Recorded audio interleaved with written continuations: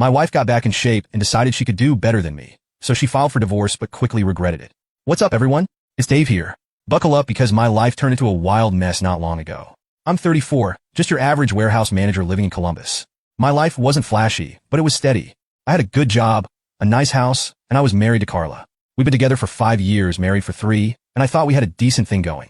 Sure, we weren't that lovey-dovey couple from TV, but we made it work. Bills got paid, we had our date nights, and the occasional argument was just normal marriage stuff, or so I thought. About 6 months ago, Carla decided to go on a big fitness journey. It came out of nowhere, but I was on board. She joined this upscale gym downtown that honestly looked more like a spa than a gym. She got herself a personal trainer, Justin, and suddenly started talking about meal prep, macros, and detox plans. I didn't mind. In fact, I encouraged her. I mean, everyone deserves to feel good about themselves, right? Plus, I figured it was just a phase like her short-lived knitting hobby or that time she got into tarot cards. At first, I even pitched in to help her. I started taking on more of the chores, dishes, laundry, groceries, so she'd have more time to focus on her workouts. I thought it was a way to show her I cared. But slowly, things started to shift, and not in a good way. The more weight Carla lost, the bigger her ego grew. She became obsessed with her reflection, spending hours in front of the mirror tweaking her gym outfits or snapping the perfect progress pic for Instagram. She wasn't just doing this for herself. She wanted an audience. I remember this one time when I suggested we watch a movie together. It was Friday night, and I thought we could relax like old times. She scoffed. Dave, I don't have time to sit around. I have goals to crush. Goals? What goals? We weren't talking about running a marathon or climbing Mount Everest. She was just lifting weights and drinking green sludge. But whatever. I shrugged it off. Maybe I was being the unreasonable one. Then came the morning it all started to unravel. It started like any other. I was half asleep, nursing my coffee before heading to work, while Carla was downing her usual kale spinach disaster smoothie. She was dressed in her workout gear, scrolling through her phone like her life depended on it. Out of nowhere, she says, I deserve more in life. I looked up still groggy. Huh? More of what? She put her smoothie down and stared at me, all serious. This marriage is holding me back, Dave. I'm filing for divorce. I swear I thought it was a joke. I even laughed, thinking she was messing with me. But she wasn't laughing. Her face was stone cold. I've outgrown this, she said like I was some outdated piece of furniture she was ready to toss. You wouldn't understand. I sat there, completely blindsided. My wife, the woman I'd shared years of my life with, just dropped this on me like it was no big deal. I tried to process her words, but all I could feel was this mix of shock and anger boiling in my chest. What do you mean you've outgrown this? Outgrown what? She sighed like I was a child asking too many questions. Dave, I've been working on myself, trying to be the best version of me. And frankly, this life doesn't match my potential anymore. I want more than this house, this routine, this you. Her words hit me. She didn't even sugarcoat it.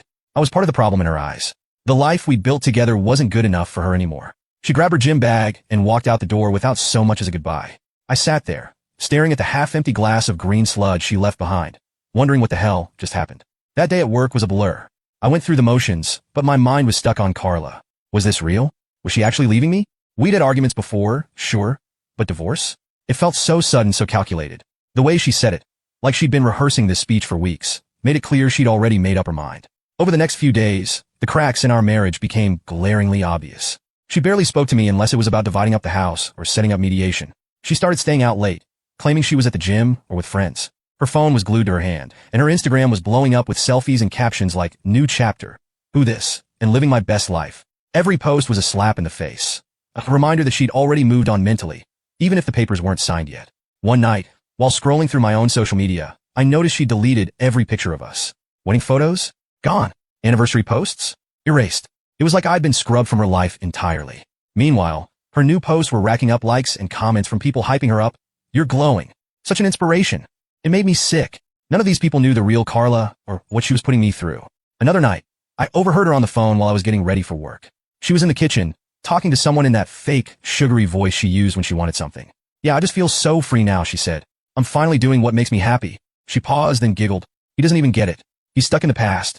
That was the moment it hit me. Carla wasn't just leaving me. She was reinventing herself, and I was the anchor she was cutting loose. But here's the thing. I'm not the kind of guy to just roll over and take it. She thought she could steamroll me and walk away with everything. But she was in for a rude awakening. This was only the beginning, and if Carla wanted to fight, she'd get one. But wait, it gets worse. One afternoon, I'm grabbing lunch at this cafe near work. I'm minding my business, scrolling through my phone, when I overhear these two dudes at the next table. They're talking about some fitness babe they found online. I didn't pay much attention until one of them said her name, Carla. My stomach dropped. They were laughing, talking about how she had some premium content she was promoting. At first I thought, no way, not Carla. But then one of them showed her Instagram on his phone. It was her, my Carla. They went on about how she'd started teasing an OnlyFans account, posting links in her bio like for the real workouts. My blood boiled. This wasn't just some fitness phase. She was using her newfound freedom to become a full-blown thirst trap for money. When I got home, I confronted her. She was sitting on the couch, scrolling through her phone like nothing had happened. "Carla," I said, trying to keep my cool. "What the hell is this OnlyFans thing I'm hearing about?" She looked up, completely unfazed. "It's my body, Dave. My choice. And it's none of your business anymore." I couldn't believe her nerve. "None of my business? We're still married. You're out here selling yourself on the internet while I'm trying to hold our lives together." She rolled her eyes like I was some outdated fossil who just didn't get it. "It's not selling myself. It's content creation. Plenty of people do it. Besides, it's not like you're paying my bills anymore." That's when it hit me. Carla didn't just want a divorce. She wanted a whole new life. A life where she was the star, the main character, and I was just some extra she'd written off. She wasn't embarrassed or apologetic. If anything, she was proud, like she'd finally found her true calling as an online spectacle. Over the next few weeks, her antics escalated.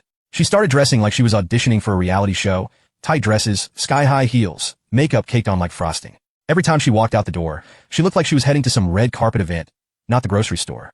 And the captions, they got worse. "Living my truth.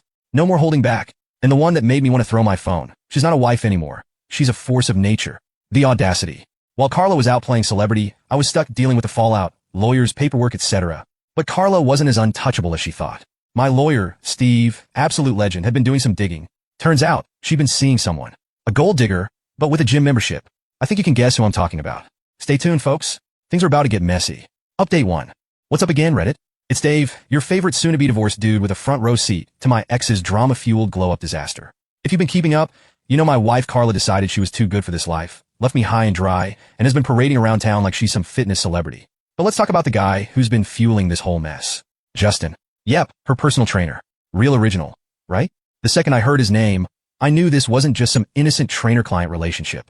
Justin was the type of guy you'd expect to see on a reality dating show, shredded, spray-tanned, and about as deep as a puddle. He was all charm, muscles, and smirks like he walked out of a bad rom-com. Carla wasn't subtle about their connection either. One day, she strutted into the house after her workout, practically glowing. "Justin says I'm the strongest I've ever been," she bragged, not even looking at me. "Yeah, Carla, I'm sure Justin also told you he's never trained anyone like you before because that's his script." A few weeks later, she stopped pretending it was just workouts. She started dropping his name in casual conversations. "Justin's taking me to this new vegan restaurant." Or, "Justin said this protein powder is life-changing." Meanwhile, I'm standing there like, do I look like I care? But Carla wasn't just name-dropping. She was flaunting him like he was her prize. Word spread fast. Friends started texting me with sightings of Carla and Justin all over town. They were holding hands, laughing, and acting like some Instagram couple of the year. Carla didn't even try to hide it. One night, she came home bold as ever and said, "Just so you know, Justin and I are dating now. I think it's time you accept that." Oh, I accepted it all right. Accepted that my wife had turned into a full-blown caricature of entitlement. She'd already mentally divorced me. So what did it matter to her if she added a public affair to her resume? The more I learned about Justin, the more my blood boiled. He wasn't just your average gym bro. This guy had a history. My lawyer, Steve, who deserves a damn medal at this point, did some digging and found out Justin had pulled the stunt before. Twice. Actually, he had a pattern. Find a married woman, pump her up with compliments and validation, and encourage her to leave her husband. Then, once the dust settled and the money wasn't flowing, he'd vanish like Houdini. Justin was a professional homewrecker. It wasn't love. It was a hustle. He hyped these women up, made them feel invincible, and rode their wave until it wasn't convenient anymore.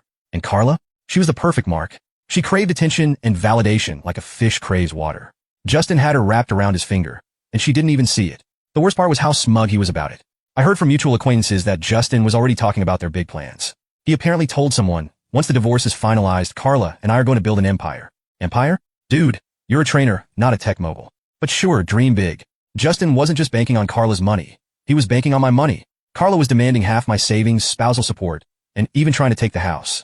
She thought she could waltz into court, play the victim, and walk away with a golden ticket for her and Justin's new life. Little did she know my lawyer had receipts. Let me paint you a picture of what Carla and Justin looked like as a couple. Imagine a guy who only owns tank tops standing next to a woman who suddenly thinks she's a Kardashian.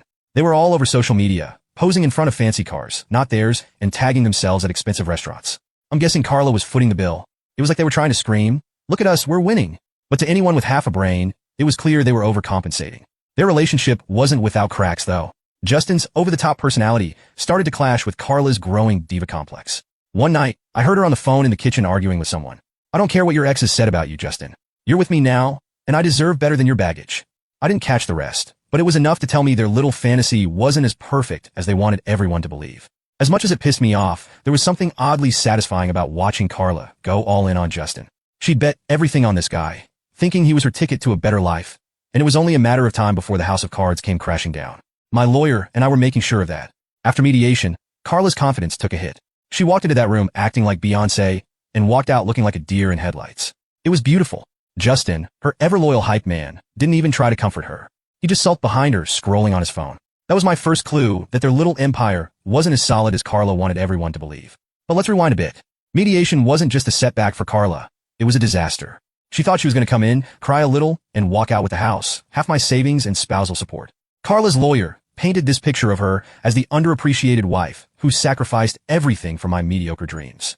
You know, mediocre dreams like the job I've been working my ass off at for years. Steve, my lawyer, absolute legend, was ready. He had spreadsheets, screenshots, and even credit card statements to back me up.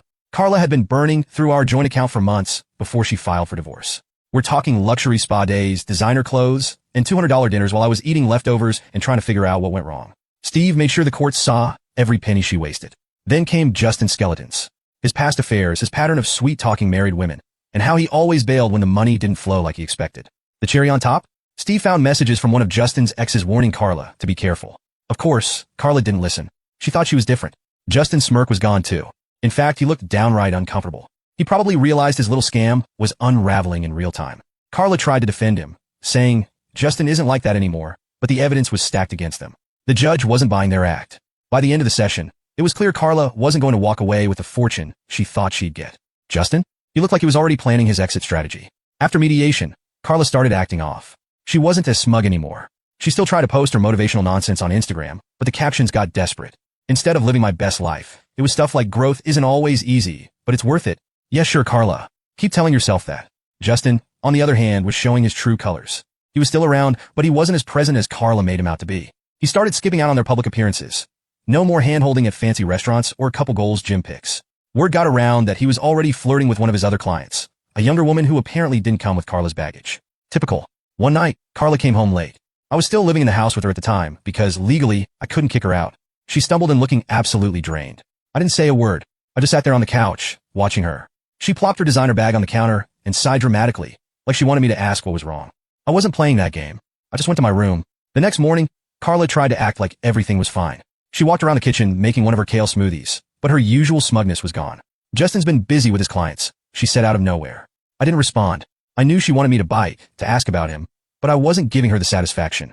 A week later, the real drama started. I got a call from Steve. Apparently, Carla had filed some last-minute paperwork trying to claim more assets. She wanted emotional compensation for the stress I'd caused her during the marriage. Yes, you read that right. Carla thought she could get more money by blaming me for her midlife crisis. I couldn't believe the audacity. Steve, being the legend that he is, had already prepared for this nonsense. He filed a countersuit, showing how Carla had drained our accounts and emotionally manipulated the situation to her advantage. He even included her Instagram posts as evidence. The captions alone were gold. Proof that she wasn't some stressed-out victim, but a self-absorbed diva living her best life at my expense. Around this time, Justin officially went MIA. He stopped showing up to their gym sessions, stopped answering her calls, and even blocked her on Instagram. Yes, blocked. Carla was losing it. I could hear her pacing around the house, calling him over and over. Justin, call me back. We need to talk. She sounded desperate, and honestly, it was satisfying. Eventually, one of her friends spilled the tea. Justin had moved on to another client, someone younger, flashier, and most importantly, not tied up in a messy divorce.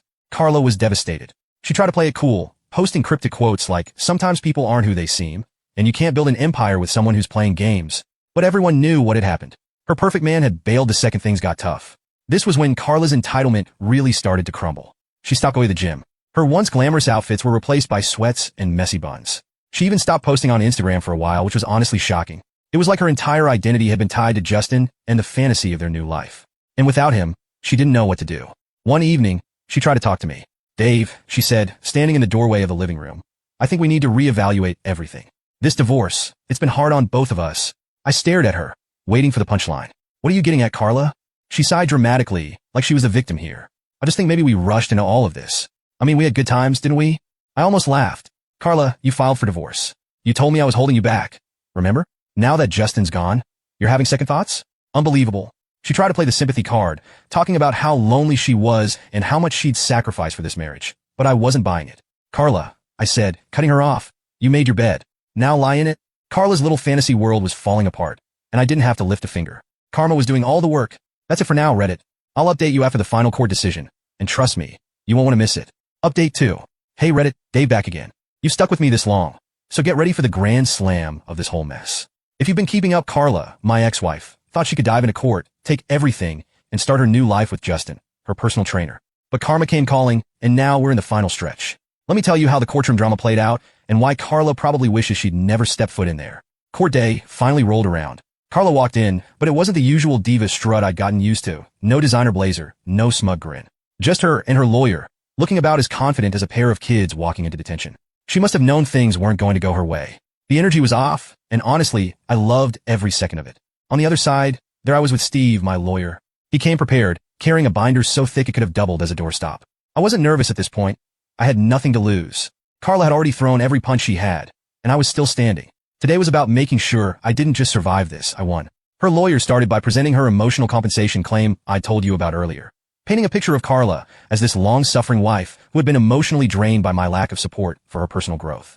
Apparently, my refusal to support her fitness journey, aka her affair with Justin, had been a form of neglect. Steve, my lawyer, let her lawyer go on for a while, allowing them to dig their own hole. Then it was our turn. Steve started by systematically dismantling their argument. He showed evidence that I'd not only supported Carla, but had gone above and beyond during her so-called fitness journey. He presented proof that I'd taken over household chores, adjusted my work schedule, and even encouraged her to pursue her goals. He read aloud text messages where I offered to make her healthy meals, supported her gym sessions, and even suggested we attend couples fitness classes to strengthen our bond. Then Steve dropped the bomb. Carla's emotional compensation claim wasn't just baseless. It was a blatant attempt to cover up her own emotional negligence. He presented emails and texts where Carla openly ridiculed me to her friends, calling me boring and dead weight. He even had screenshots of her bragging about Justin and calling me her backup plan. But the real nail in the coffin came when Steve addressed the financial aspect of Carla's claim. He presented our bank statements showing how Carla had funneled thousands of dollars from our joint account into her luxury lifestyle. Carla's lawyer tried to push back, but Steve wasn't done. He unveiled the ultimate piece of evidence, a journal entry from Carla that Steve had subpoenaed. In it, Carla had written about her master plan to leave me, get everything she could out of this marriage, and use the settlement money to fund her new life with Justin. The judge's face when he read that? Pure disbelief. The courtroom was dead silent as the judge flipped through the paperwork, his stern expression growing heavier with each page. Carla sat next to her lawyer, visibly tense, her polished nails nervously drumming against the table. Her confidence, which she had flaunted so boldly in mediation, had evaporated into thin air. Across from her, I sat with Steve, feeling a mix of anticipation and satisfaction. This was it, the moment everything Carla had spun into her narrative would unravel. The judge began by addressing Carla's emotional compensation claim. Mrs. Patterson, he said, his voice steady but firm, your request for emotional compensation lacks any substantive evidence. He paused, letting the words sink in before continuing. While emotional distress is a valid consideration in some cases, this court requires clear and demonstrable proof. Your claims are based on subjective feelings, not facts. He turned his attention to Steve's counterarguments. He recounted the text messages, bank statements, and Instagram captions that painted a starkly different picture from the one Carla and her lawyer had tried to present. Mr. Patterson, the judge said, addressing me for the first time, you've demonstrated a clear and consistent pattern of support for your wife during the marriage. The evidence provided shows no indication of emotional neglect. In fact, it suggests the opposite. You went above and beyond to accommodate her needs and aspirations. Carla's lawyer tried to interject, stumbling over an objection that the evidence was taken out of context. The judge silenced him with a raised hand. The context is clear, counselor. Let's move on. Next, the judge turned to the financial aspect of the case. He methodically reviewed the evidence Steve had presented. Mrs. Patterson, the judge said, his tone growing colder. You withdrew over $223,000 from your joint accounts in the period leading up to this divorce filing. These funds were not used for household expenses or shared needs. Instead, they were spent on luxury items, high-end dining, and personal indulgences. The court finds this behavior irresponsible and in direct violation of your marital financial obligations. Carla squirmed in her seat, her face flushing a deep red. Her lawyer attempted to downplay the spending, claiming it was part of her coping mechanism during a difficult time. The judge was unimpressed. Coping mechanisms do not justify financial recklessness, he said sharply. Then came the house. Carla had confidently argued she was entitled to half of it, claiming she had contributed emotionally, if not financially, to its upkeep. Steve was ready for this. He provided records showing I had paid the mortgage in full, maintained the property, and even handled renovations, all while Carla contributed nothing. The judge didn't mince words. The house will remain the property of Mr. Patterson, he declared. Mrs. Patterson, you have no financial claim to it based on the evidence presented. Carla's jaw dropped. Her lawyer whispered something in her ear, but she waved him off, too stunned to respond. The judge wasn't done. Furthermore, he continued, due to the unauthorized use of marital funds, Mrs. Patterson is ordered to reimburse Mr. Patterson in the amount of $23,750. You could have heard a pin drop. Carla's lawyer slumped in his chair, visibly defeated. Carla herself looked like someone had knocked the wind out of her. Her carefully curated narrative had collapsed in spectacular fashion, leaving her with nothing but the consequences of her actions. The ruling was final. No appeals, no loopholes. The judge closed his folder and said, "This court is adjourned." I leaned back in my chair, a wave of relief washing over me. Justice had been served, and for the first time in months, I felt like I could breathe again. Leaving the courtroom, the tension in the air was palpable. Carla's lawyer was already packing up his briefcase, avoiding eye contact with anyone. Carla trailed behind him, her head hanging low. For someone who had strutted into this process with the confidence of a reality TV star, she now looked utterly defeated. Steve patted me on the back as we walked out. "We did it," he said with a small smile. I nodded, grateful for his work. He'd not only defended me, but also exposed the truth behind Carla's manipulative tactics. As I exited the courthouse, I couldn't help but glance back at Carla. She was still standing there, staring blankly at the floor. For a brief moment, I felt a twinge of pity, but it quickly faded. She had orchestrated this chaos, and now she was facing the consequences. Over the next few days, the fallout of the ruling became glaringly obvious. Carla was ordered to vacate the house within 30 days, and I made sure to enforce it. She tried to stall, claiming she needed more time to get her affairs in order, but I didn't budge. I reminded her that she'd had plenty of time to prepare while she was busy flaunting her affair with Justin. Begrudgingly, she packed up her things and moved out. Watching her leave that final day was oddly satisfying. She loaded her designer luggage into an old car. One of her friends had apparently loaned it to her, and drove off without so much as a goodbye. The house, once filled with tension and resentment, suddenly felt peaceful. Carla's financial situation spiraled quickly. Without access to my income or the marital funds she'd been draining, she was left to fend for herself. She tried to sell off some of her designer clothes and handbags, but it wasn't enough to cover the debt she owed me. Word got around that she was borrowing money from friends who were quickly growing tired of her sob stories. As for Justin, he'd vanished entirely. He didn't return her calls or messages. One night, about 2 weeks after the ruling, Carla showed up at the house unannounced. I opened the door to find her standing there. Her once flawless appearance was replaced by messy hair and tired eyes. She looked like she hadn't slept in days. "Dave," she said softly, her voice cracking, "can we talk?" I stepped outside, closing the door behind me. "What do you want, Carla?" She hesitated, wringing her hands. I wanted to say I'm sorry. For everything. I made mistakes, big ones. I let Justin manipulate me. I got caught up in his fantasy, and I ruined everything." Her words sounded rehearsed, but the desperation in her eyes was real. She wasn't here to apologize out of genuine remorse. She was here because she had nowhere else to turn. "I don't know what you expect me to say," I replied, my tone calm but firm. "You made your choices. You chose Justin. You chose to try and take everything from me. And now you're dealing with the fallout?" Tears welled up in her eyes. Can't we at least be civil? Maybe start over? "I have nothing, Dave. I'm lost." I stared at her for a moment, feeling nothing but resolve. "Carla, I gave you everything. My support, my trust, my love, and you threw it all away. You don't get to come back now and ask for a second chance. That's not how this works." She broke down, sobbing on my porch, but I didn't flinch. After a moment, I stepped back inside and closed the door, leaving her outside with her regrets. Since that day, I've moved on. As for Carla, I've heard through the grapevine that she's still struggling to get back on her feet. She's burned bridges, lost friends, and is now facing the reality of her own choices. Sometimes karma doesn't just knock on the door, it kicks it down. And for Carla, it left her with nothing but the consequences of her actions.